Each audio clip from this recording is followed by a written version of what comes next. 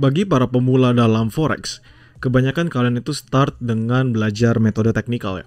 Dan hari ini saya akan ngajarin kalian salah satu analisis teknikal yang mudah menggunakan chart pattern. Dan saya akan menjelaskannya sesimpel mungkin agar kalian bisa dapat paham ya mengenai analisis chart pattern ini untuk trade kalian ke depannya.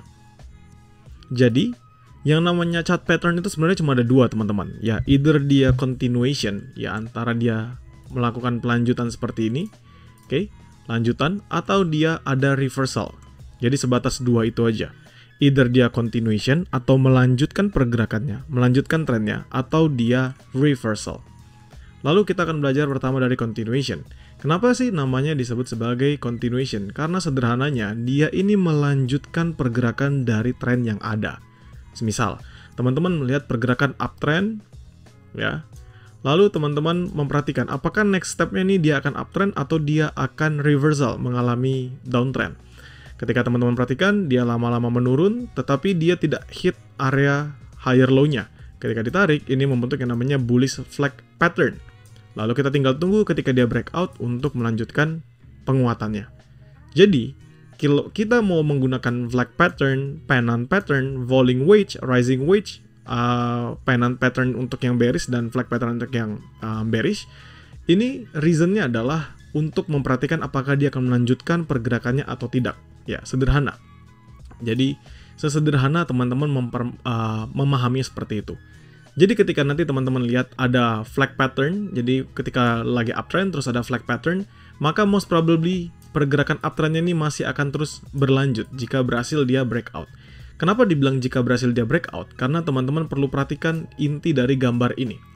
Yang menjadi penggambaran ini nih bukan karena bentuknya, ini seperti flag, no, it's not. Yang bisa mengakibatkan dia ini menjadi confirm atau terkonfirmasi adalah ketika dia breakout. Lihatlah garis hijaunya. Ya, kita bisa tahu dia akan melanjutkan penguatannya karena dia breakout the potential level. Di sini kalau kita ngeliat bullish flag pattern, bullish pennant pattern, dan juga bullish falling wedge, karena dia melanjutkan breakout di area resistannya. Ya, resistannya ini breakout. Makanya dia bisa melanjutkan lagi penguatannya. So, it's continuation. Sedangkan dalam bearish flag pattern, bearish pennant pattern, dan juga bearish rising wedge, ini karena dia breakout area support levelnya.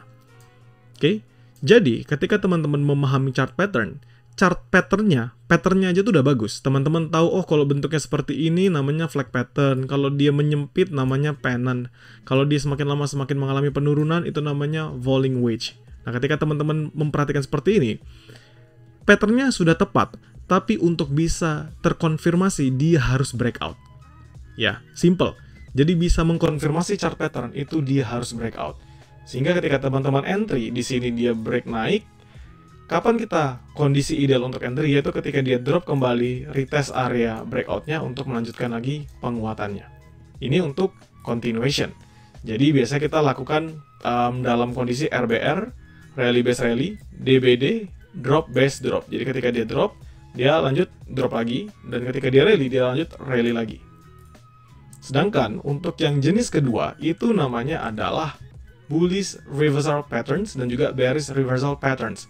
Jadi hanya ada dua, either dia continuation, melanjutkan, atau dia reversal, ya mengalami yang namanya pembalikan. Nah sekarang teman-teman perhatikan, ketika bullish reversal pattern ini ada apa aja sih? Ada head and shoulders, ada double top, ada descending triangle. Untuk bearish ya kebalikannya, head and shoulder atau kita bisa bilang inverted head and shoulders, double bottom, dan juga ascending triangle, dan banyak jenis yang lainnya ya. Kenapa penting kita belajar atau gimana membedakannya? Sebenarnya nggak penting-penting banget teman-teman tahu bedanya head and shoulders, double top, dan lain sebagainya. Tetapi yang paling penting adalah levelnya. Ketika teman-teman lihat ada head and shoulder pattern dan levelnya tuh dia breakout, ya ketika dia berhasil breakout level tersebut, neckline-nya dia breakout, maka di sini ya, ini dia pantau neckline-nya di sini. Ketika neckline-nya dia breakout, artinya apa? Artinya dia akan melanjutkan penurunannya, makanya mengalami reversal. Head and shoulder ini umumnya terjadi ketika market sedang bullish, lalu melambat, lalu mengalami penurunan. Ini nanti bisa kebentuk yang namanya head and shoulders. Sama juga seperti double top, sama seperti juga inverted head and shoulder, sama seperti double bottom, ascending triangle, dan descending triangle. Jadi, kalau kita ngomongin chart pattern, fokus sama dua hal aja, bahwa chart pattern itu either continuation, atau dia reversal.